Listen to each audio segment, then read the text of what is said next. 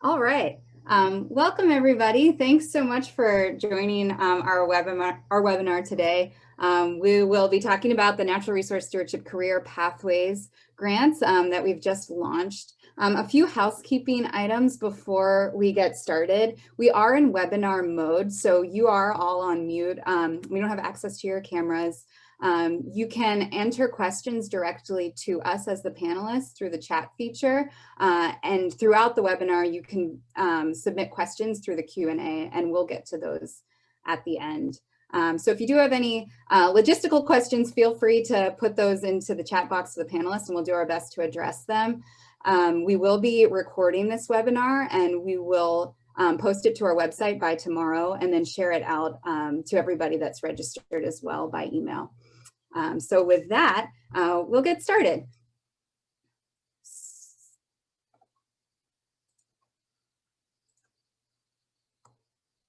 So first of all, I just want to introduce the team from Parks California that is on the call today. I'm Becky Rittenburg, the Resource Stewardship Programs Manager.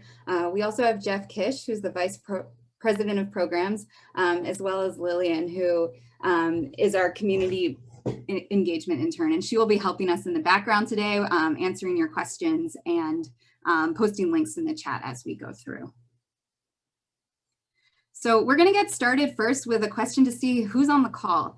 So Lillian, if you want to launch the poll, and if everybody could respond to where you're calling in from today and how you heard about this grant program.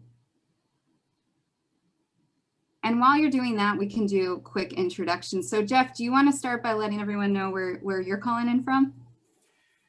Yeah, hi, good afternoon, everybody. Jeff Kish, Vice President of Programs, and I'm calling in from Davis, California, the traditional lands of the Patwin people. Great. Lillian, do you want to jump in? Yes, hello, my name is Lillian, and I'm calling in from San Jose, California, the traditional lands of the Muwekma Ohlone people. Great. And I'm Becky. I'm calling in from the traditional lands of the Miwok, Maidu, and Nisenan people here in Sacramento. So it looks like we've got lots of results rolling in. Lillian, do you want to share out the results? We've got 82% in. I think that's good.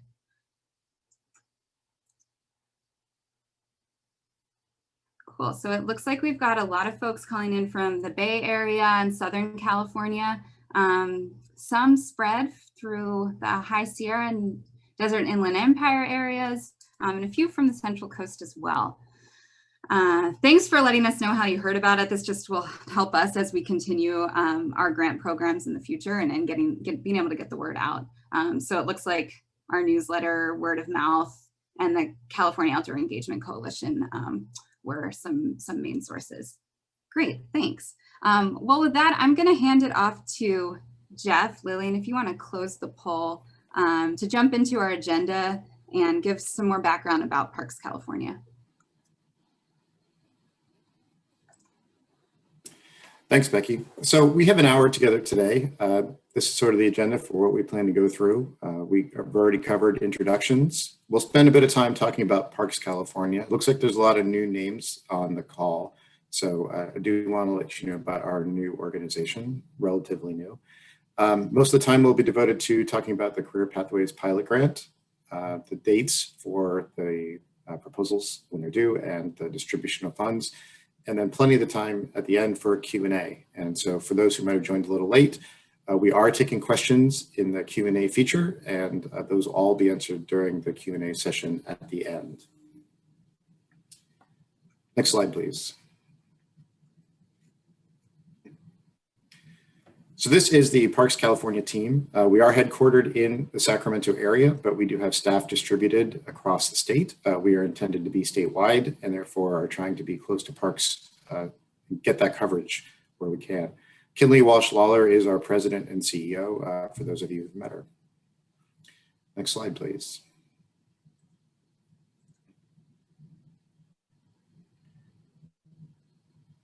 It's a very simple principle of why we're here. We believe that everyone deserves a world-class park experience in California and that all can benefit from a lifelong connection with nature. Next slide. So we are about 2 years old now as an organization. Really, we were formed out of the Parks Forward Commission, which, if for those of you who are around, the last time the state had budget issues and were considering the closing of parks, they formed the Parks Forward Commission, which was an outside entity which looked at the parks themselves and how to position them for the next generation and ensure that that type of situation never happened again. One of the key recommendations from that group was the creation of a new nonprofit, and that's where Parks California came from. We were developed by the California legislature. So we have statutory authority to be the inside partner to California State Parks. The real intent here is that we use our nonprofit authorities in conjunction with California State Parks government authorities to really do more. We have an ongoing joint priority setting process. So as we think about our priorities as an independent nonprofit, we work directly with California State Parks and identify what their priorities are. And together we select the projects that we work on together each year. Really, the intent is driving meaningful partnerships between the parks themselves, but also bringing in a holistic new group of partners focused on government, business, nonprofits, and especially communities. Next slide, please. So there are a lot of great organizations already here in California. And so if you're thinking about what the niche is for Parks California, really we are intended to be a statewide organization looking to really support all parks, but tethered to California State Parks. The intent is to drive partnership, where it can locally and regionally and certainly statewide improve the way that organizations partner with parks. We are looking to foster that. Integrating parks into communities. And again, as a statewide organization, we know great things are happening on the ground. I'm sure with many of your organizations have wonderful stories to tell. What we want to do is help amplify those stories and give them broader coverage. And then accelerating innovation and investments. That's really about piloting things in particular areas, but then trying to take those learnings and share them so that all can learn from the knowledge gained from the pilots, and then increasing the overall investment in parks in California.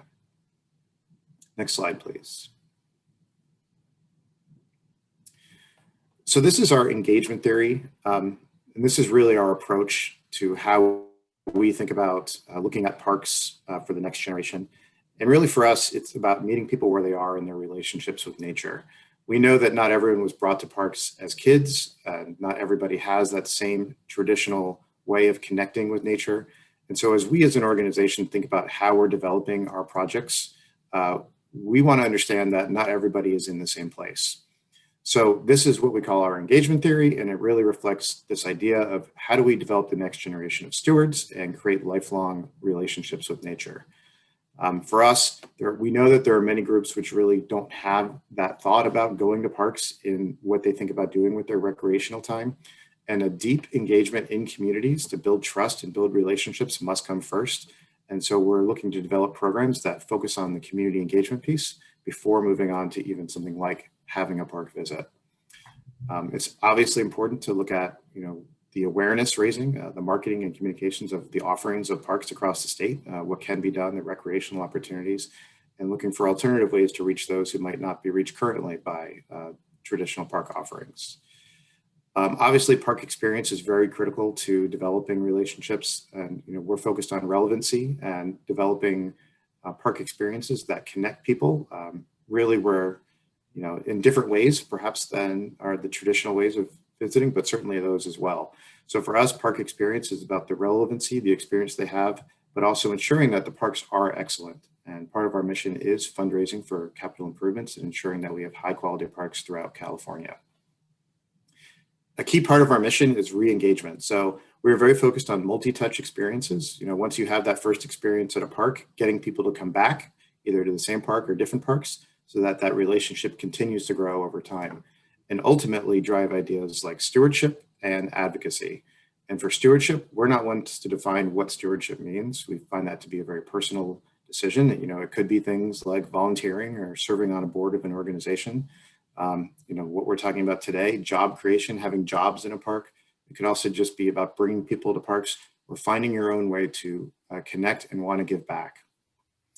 We don't particularly do advocacy on our own, but we know there are other great partnership organizations out there that do, and that's a role that we also feel is critical to creating a community of people who care about these places and make sure that they are protected for the next generation. So as you think about grants and the grants we're giving out, I just wanted to bring up that this is how we think about it. And so if it's useful to mention anything about your particular projects when you're writing a grant proposal that perhaps touches on some of this, that would be what I would recommend as something to include. Next slide.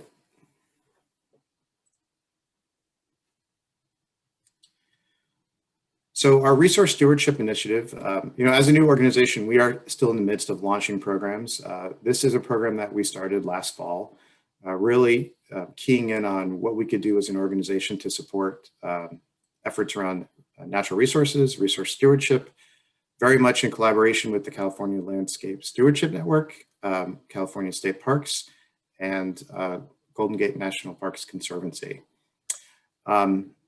We're focused on a few key pieces of this. For us, supporting the Department of Parks and Recreation with both tools and trainings that allow scientists to do their job better is a key piece of this. We're looking very much for how partnership can improve natural resources challenges, and particularly things like how you work together on issues like climate change across a landscape. But where there are opportunities to drive partnership in natural resources, that's a key focus for us. And then the third issue, which many of you are here for, looking at career pathways. So how to grow natural resource workforce that is reflective of California's rich cultural diversity. Next slide, please. So that about covers Parks California. We will move on now to talking about this grant itself. But before we do, we have one more fun poll for all of you. And that's really about, could you tell us what initially sparked your work in the environmental field? And perhaps, Lillian, do you want to put that poll up? There we go. And while you're answering, Becky, do you want to talk about, what your answer to this question is? Sure. I was initially sparked by, I think, spending a lot of time outside with my family growing up in our backyard. But the big moment was a summer job during college, working as a river guide and kind of just falling in love with this landscape and becoming really fascinated in environmental management. What about you, Jeff?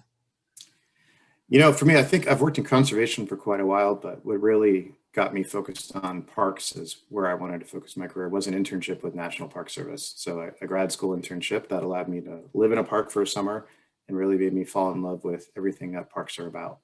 So that was it for me. What about you, Lillian?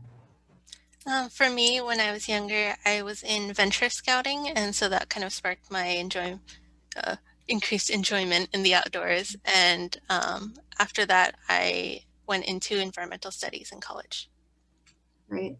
Thanks. Well, thanks everybody for submitting your responses too. It looks like we've got some results.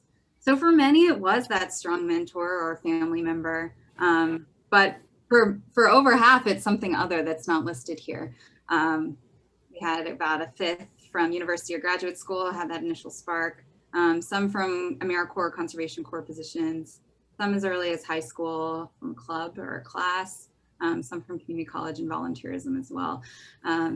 Thanks, this is great. So we can switch gears now and talk more about the Career Pathways program and the more information about the grant. And really, give me a second, I'm trying to switch the slide. There we go. So with this grant program, we're trying to answer this question of how, as a statewide partner to California State Parks, how can we broaden access and opportunities to natural resource careers throughout California in support of park stewardship? How can we create more of those entry points that may initially spark someone to become aware of and also become confident in, and also gain the skills to enter into the workforce in the natural resources field? And maybe that happens early in the career, maybe that happens later in a career if there's career transitions due to job displacement or other factors. So we're looking at this across all professional levels in the natural resources field. And as a very initial phase of our program development, are launching this grant program to learn more from the models that are out there already across the state that are working with state parks.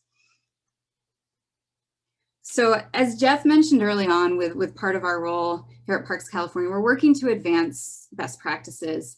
So here, again, we want to learn more about what are the existing career development models within California state parks. What about within landscape stewardship networks where California state parks are also centered? Where is that cross-boundary work happening? And how can we sustain and strengthen these models?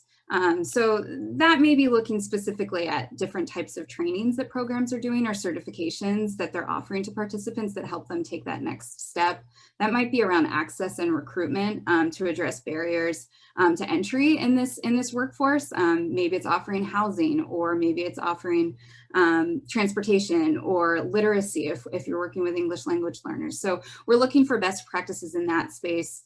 What do these partnerships look like with state parks, and what kind of agreements have helped to support some of the programmatic activities? And again, also cross-boundary, if there's multiple land managers involved in a project, or multiple nonprofits or other organizations. So learning more about some of those agreements and partnerships that help make these programs successful. Also career advancement beyond the program and the participants' experience in the program. What are the steps that are supporting them in advancing? And what can we learn from that? Where is their success, and where are some of those long-going barriers? And lastly, mentorship. What are some of the models for staffing or for training of staff in these programs to help mentor participants who maybe don't have a lot of experience in the outdoors or are new to the environmental field? What does that look like? So those are the types of best practices that we're looking to help support through this program and also learn from. And so going into what we're really seeking within these proposals and what the eligibility criteria includes. We're looking for programs that are providing job training and natural resources. And again, we're looking at all professional levels. So maybe the first step is more career exposure and resume writing workshops or supporting career fairs through that career exposure to natural resources field. Or maybe it's much later down the line. Maybe it's a graduate program that's teaching more leadership skills. So in the natural resources field or data science. So we're looking at a full spectrum there in terms of what job training might mean in natural resource stewardship. We're looking at programs that are working to recruit and support participants from traditionally underrepresented communities. We're looking at programs that have a demonstrated collaboration with California state parks for this initial grant program. In the future, we would like to be able to support emerging partnerships as well. But for this, we really want to learn from those models that exist with California state parks. We're looking with this funding to sustain existing programs. So programs that already have an active summer or fall program offering. If the program has already started this summer and it's going through the whole year, that's okay too. We're looking for 2021 programs that we can help support, knowing that there are some challenges last year with COVID and some of the unexpected expenses that go with PPE and additional transportation. We want to help kind of prop up those programs to be supported this year as well. We're looking for programs and organizations that want to join us in exploring these best practices and participating in peer exchange. And I'll talk about that a little bit more in a minute. And again, preference will be given, if all else is equal, to proposals that are actively participating in regional landscape stewardship collaboratives or networks. And again, that's to see where the career advancement can provide opportunities for participants beyond just California state parks, knowing that there's natural resources jobs in local parks and national parks, national forest. There's in park partner organizations. So we're looking for those programs that kind of are nestled within these larger networks as well. And so with this program, some of the costs that we are able to support through the program include program operation and program development costs. So I listed some of the examples here. It's not limited to administrative costs, personnel stipends for the participants, equipment, PPE, travel, meals, housing. If there is that training module that you just haven't had the funding or capacity to develop, this funding can help support that, or evaluation tools, certifications, or partnership trainings. The costs that this grant program cannot support include fundraising, grant writing, lobbying, costs that are outside of the grant performance period, and costs that are outside of the approved grant scope.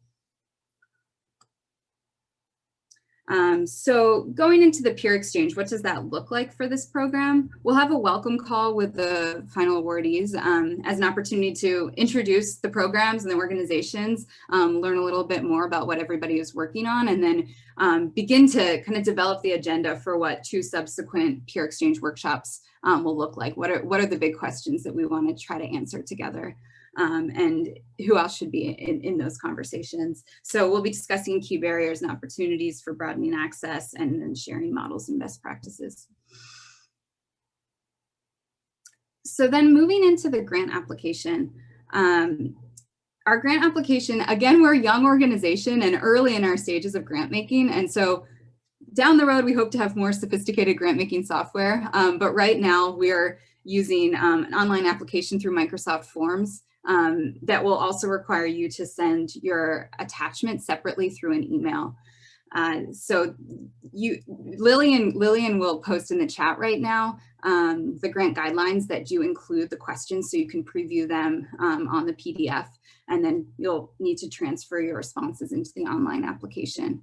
I will walk through the sections of those right now, but just generally, we're looking for concise answers in the form, and you're very welcome to bullet responses rather than create long narratives in most of the sections if that's easiest. And don't feel compelled to meet the word limit on all of the responses either for the short answers. But we'll go through the sections now.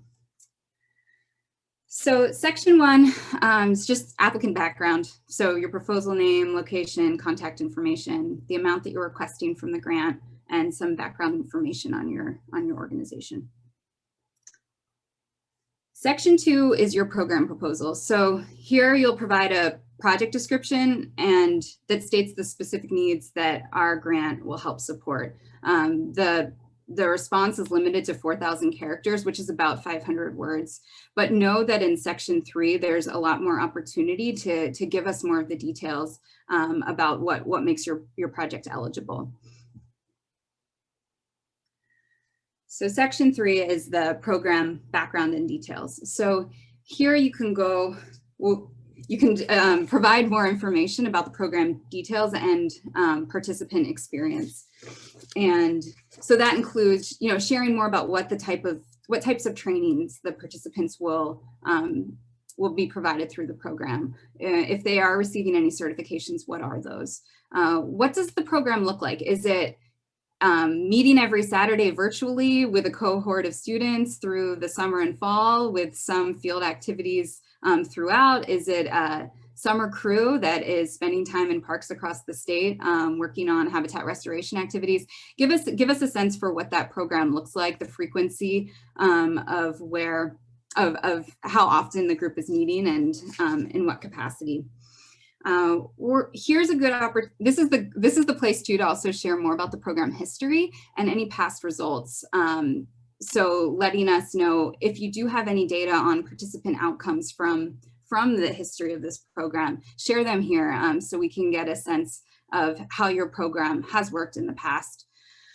Here, you can also address access and recruitment. So what are the strategies that your program is using to recruit participants? What strategies are you also employing to support access? Again, whether that's supporting housing or transportation, if that's supporting literacy with English language learners, like there's lots of different ways based on the communities that you are working with that we'd love to learn more about here for your program.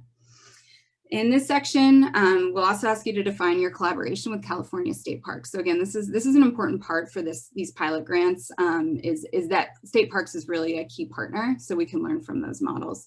So here we'll ask you to share what district you're working in, which California State Park district, and Lillian will pop a map into the chat if you're not familiar, where you can look that up and let us know which district you're working in, and then if you can describe the history of your partnership with California State Parks and what that will look like in 2021. Here we'll also ask you to list your representative that you're working with at State Parks.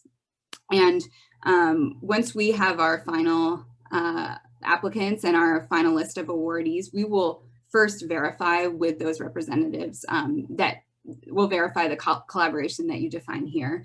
We're not doing letters of support just because this application period is so short. And here too, we'll also ask you about your interest in the peer exchange and what some of those topics are that you'd like to explore with the larger cohort, and what questions you'd also like to investigate there.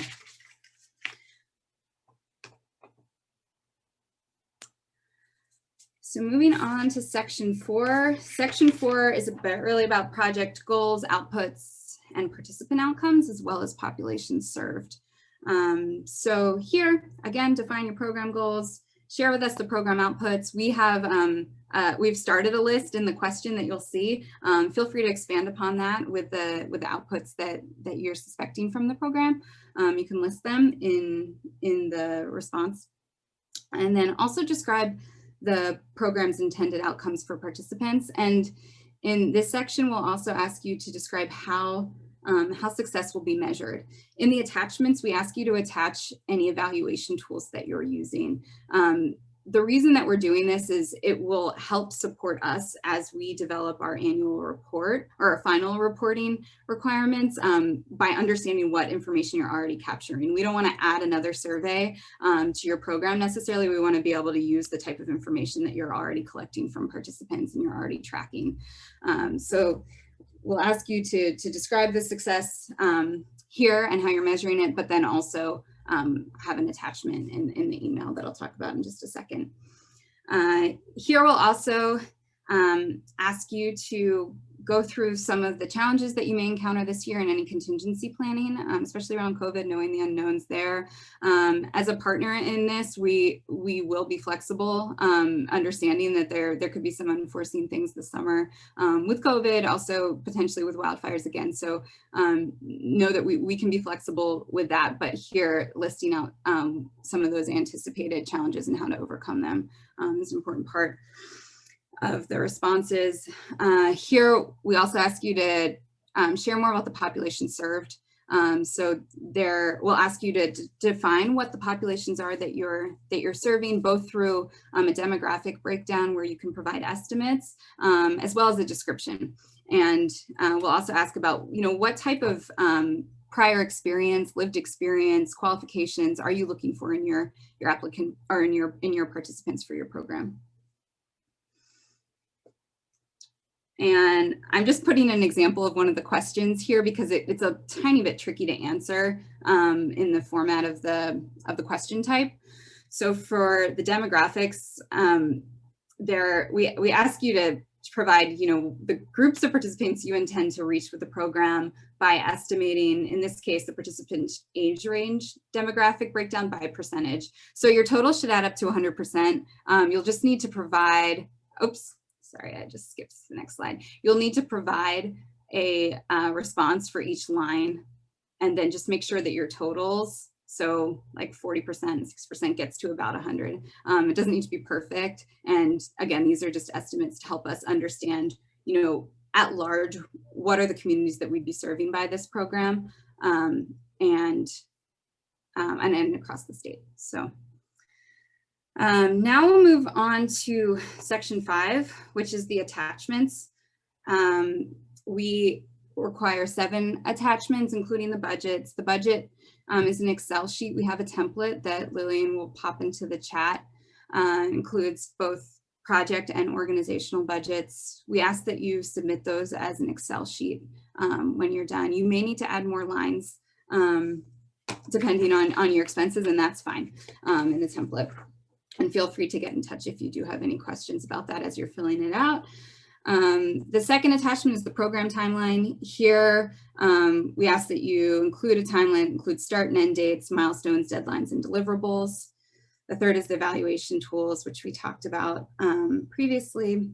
We'll also ask for financial statements. So provide current audited financial statements or equivalent documentation that shows assets, liabilities, and revenues and expenses. And if you are a nonprofit, a copy of your most recent IRS 990 form. The fifth attachment is the IRS letter to confirm that you are a 501c3 organization, if applicable to you as a nonprofit.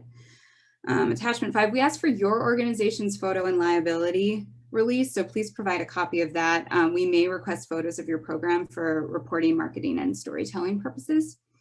And lastly, a list of your board members. So provide a list of the board members with the title and the affiliation of each.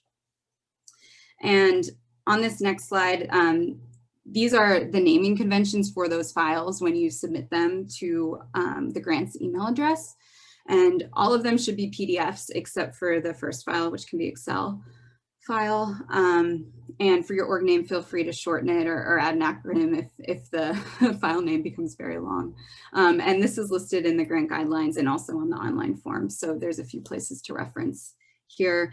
In this section, there's also a box for you to, if you don't have any of these attachments, one, because you may not be a nonprofit, so you don't need all of them. That's fine. Just describe that to us or let us know in the box. That way, when we're reviewing, we can quickly understand if your application is complete or not.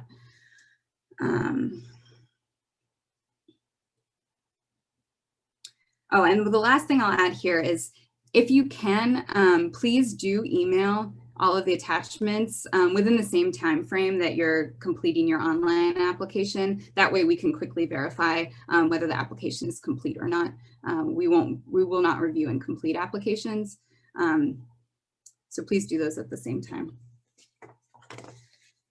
Lastly, with COVID-19, just following up on sort of the protocols that have existed with us for the last year, in your program design and as you're describing it, please, to the best of your ability, plan using CDC local and state recommendations, and just know it's okay to be flexible and adjust those timelines to meet program goals.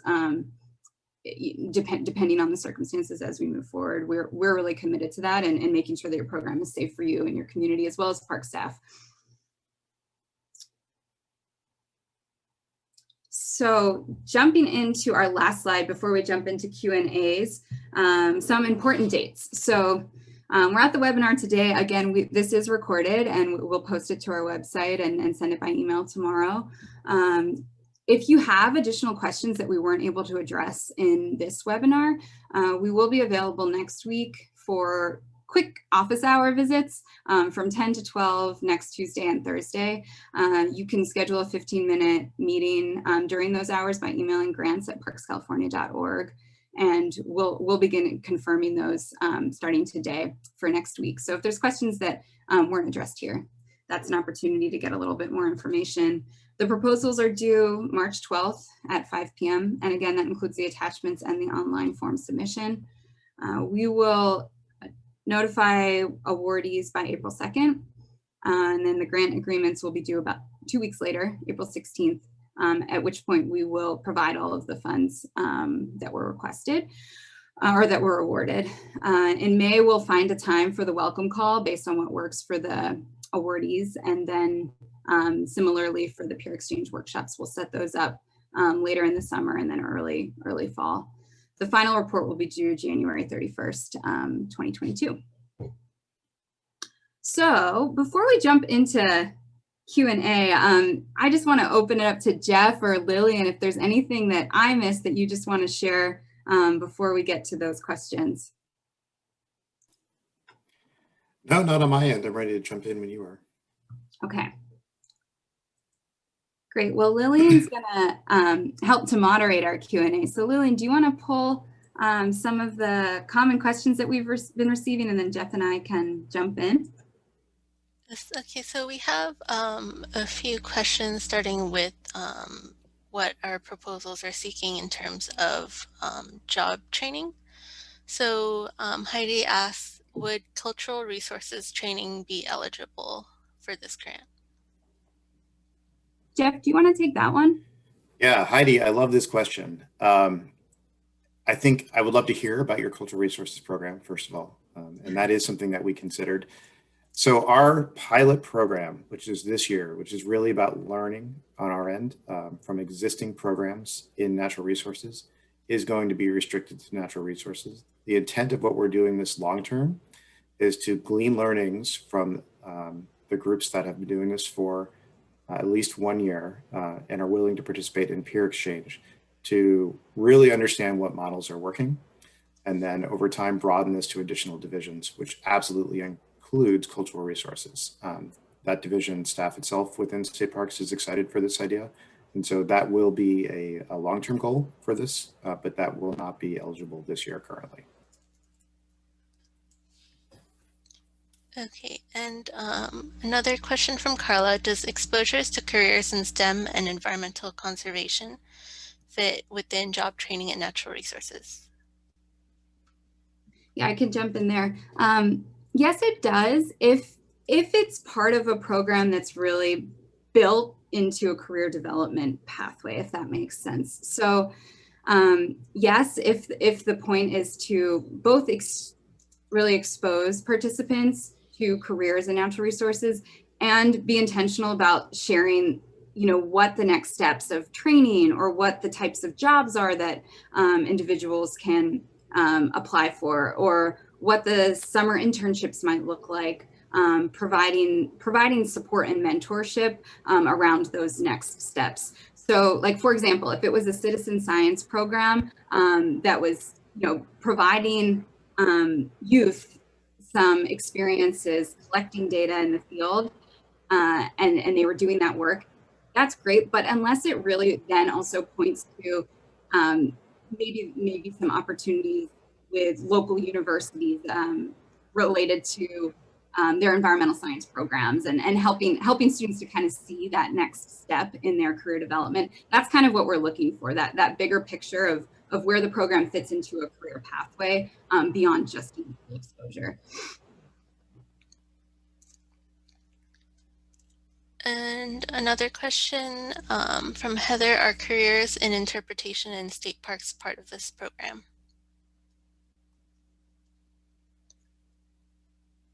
So I'll let Jeff jump in there too. That's sort of related to his last response. Yeah, I think it's the same answer. Eventually we do hope to expand this, but really we are focused initially on natural resources for the career pathways, definitely in year 1. Okay, and now most of the questions are moving towards the application itself. So Jay asks, will individual state park units be on board with this program and be fully willing to host and mentor what I call resources or park management interns, as doing so is vital component to career development?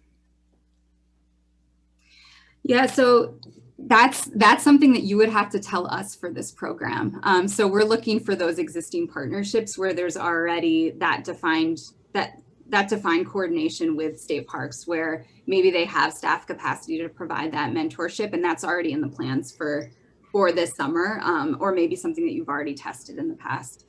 So ideally we would like, yeah, so the answer to that question is that's what we're looking for, is programs that already have that in existence. And that may be state parks hosting like a conservation corps or a park partner and organization for a summer program, and state park staff might not be involved in all of the mentorship and the training, but there's already that agreement to do the projects on state parks land. So there's different models of how that can work. And we have a question from Paul. Can you speak more on the proposal criteria to have existing collaborations with California state parks? They currently operate student internships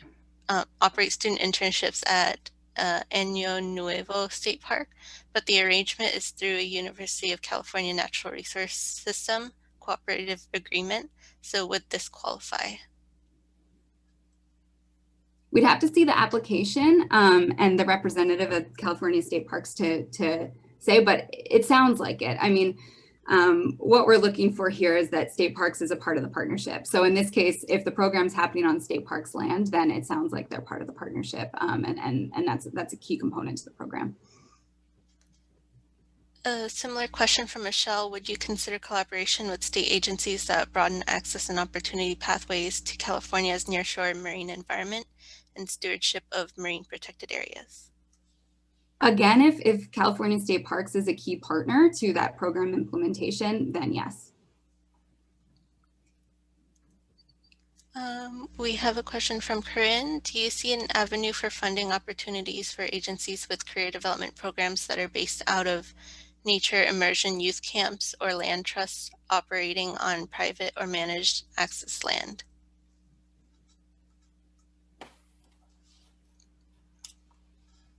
Again, if California State Parks is one of the key partners in that, and it meets the other criteria that we discussed, then yes, it's hard to say without knowing more about the program. Sarah asks, does this grant have to be for an established program, or can it be considered for pilot programs? We are looking for established programs that have already demonstrated some of the best practices or testing those, again, for these pilot grants. But, you know, if you have an established program and there's a pilot piece that you want to add on with that funding, that may be a strong proposal. Maria asks, is the grant program structured to accept proposals from 2 nonprofit organizations that are partnering to deliver on the career pathways goals of the opportunity? That's a good question. Jeff, do you want to answer that one? Sure. Yeah, so we are all about multi-stakeholder partnerships. So if 2 nonprofits are working together on that, that sounds like a great proposal. Logistically, we would need to provide funding to just one. So we would need to have a lead organization, but please do describe in full the partnership between both organizations that are operating in that situation.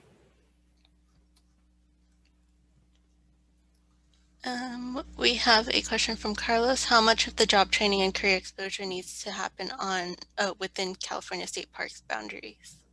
Yeah, this is a great question. So it can vary. Again, if California State Parks is a key partner to the program, that's the important piece. It doesn't necessarily matter how much of the work is happening on those state park lands. Like, so for example, if you had a program where the training was provided virtually or at a university campus, and throughout the summer, the cohort was visiting national parks, state parks, local parks, Forest Service to do stewardship activities, and state parks is one of those key partners to make the project work, that could be eligible, even though not all of the work is occurring within California State Parks.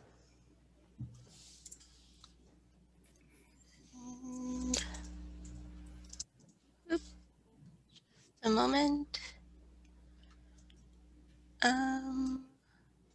We have a question from Daniel about question 29 about sustainability. How will the project be sustained beyond the duration of this grant? He's asking for us to speak more about this. Sure. Yeah, so we're looking at what the long-term strategy is for the program. We're looking for how it will be funded into the future. You know, we're able to offer these small awards, and we want to make sure that the program has a future and that it can continue even without subsequent funding for us. And I've seen a couple questions. Maybe I can just talk more about award amounts too, because I've seen some questions about that and realize I didn't address that in the slides. So we're anticipating average awards to be about $20,000, half is $30,000. The number of awards will be determined based on the need, the proposed impact, and program alignment from our applicant pool. And we'll base the size of the awards on that need, the scale, and the benefits of the community. And those awards will be provided up front upon signing the grant agreement. Related to that, Jay asks, will matching monies be considered an added value during grant consideration? Yeah. Again, it's great to know that the program is supported outside of just Parks California to help sustain the program into the future. So yeah. And Leslie asks, how many representatives from one agency will be required to participate in the peer exchange component of the grant? Great question. Yeah, at minimum one. If you can bring more along, or you have partners who would be interested who are also involved in the program, that's great, but at minimum, just one. We have a question from Heidi. Is there an expectation that the program created will extend beyond the initial year? Yeah, for that, again, we're looking to support some established programs. And so going back to that pilot program piece, you know, if we were funding a new pilot program that's happening this year, that doesn't quite fit into our goals for this initial round of funding. We're looking for established programs that we can help sustain and strengthen through this grant award, and also provide support and engaging in peer exchange.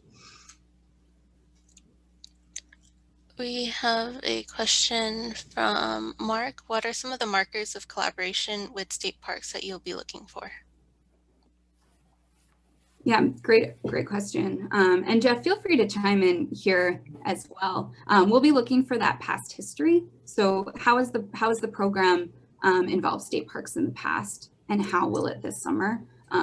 Again, is there staff that are involved in training in your training programs? Are they involved in any of the career exposure or job shadowing pieces? Do you have a project agreement with them already? That's not a requirement, but those are all types of indicators that we're looking for. And then of course, like that final check with reference, just to verify the collaboration. And Jeff, I don't know if there's anything else you want to add there. Yeah, I think we're open to a lot of different models. That's really the intent of this as a learning peer exchange process, is to see what is out there when it comes to how you collaborate with state parks, whether it be on the lands or with the staff themselves. We had a question from Crystal. So she's asking, just to clarify, the established programs must already be in partnership with California State Parks, and that's yes, correct? Yeah, for 2021, yes. Yes, and again, proposals that have that existing partnership with state parks and have that history, they will likely be stronger in our review. The next few questions are about kind of what types of programs would be eligible. So Sarah asks, I think the RFP had mentioned traditional ecological knowledge being a possibility. Do you have any vision for how you see Indigenous communities being involved? Sure, yeah, so there's a few ways. I think that there's some neat examples out there across the state in how tribes are working with different land managers on co-management of lands, whether that's through prescribed burns or that's through monitoring, or looking for, you know, in doing inventory and developing monitoring metrics, you know, where traditional ecological knowledge and even cultural resources may play into that larger natural resource management goal. So I think those types of examples, but again, we're open to learning about others that exist and how those are being successful, how are those being made successful in California state parks. We have a question from Jane. I work with Downtown Streets team, empowering homeless people. Jane is a lead on a restoration program that trains houseless people on restoration work. Would this be a good fit for the grant? That sounds like a really awesome project. It's hard to say with those details. There's lots of other considerations, including the partnership with California State Parks. So I'm not sure. You're welcome to sign up for office hours if that will help clarify anything that wasn't covered in the webinar. Susan asks, would we be supporting California National CalNat, JuniorNat, MPA Watch. It's hard to say. We need to see how that fits into the whole program and connects to career pathways and California State Parks. And Heather asks, can you give some concrete examples of specific natural resource management activities that you would fund? Sure. Yeah, so those could include skills development and experience in areas such as resource inventory and monitoring. That could be environmental assessments and planning. That might be GIS work, could be scientific research, could be integrating Indigenous knowledge into stewardship practices. It could be the traditional active land management like fuel reduction, invasive species removal, could be habitat restoration and plantings, the full gamut. It could be related to reporting or data management. So all of those skills that are required in the environmental stewardship field to manage our resources. And that should be all of the questions that we've received in the chat and the Q&A. Okay, great. Well, we're at 1:52, so we're just at about an hour anyways. So this is great. We can wrap up here. Thanks for those questions, and again, thanks for joining us in our first pilot grant program here. And as we learn along the way, we appreciate your patience. So if there were any questions that weren't addressed through this webinar and that you still have, again, feel free to sign up for an office hour or let us know at grants at parkscalifornia.org. We will be posting this to the website. And if there are any questions that were asked in the Q&A that aren't in our FAQs right now, we'll also work on updating those so that they're updated on our website as well. So with that, yeah, we encourage you to apply if you do feel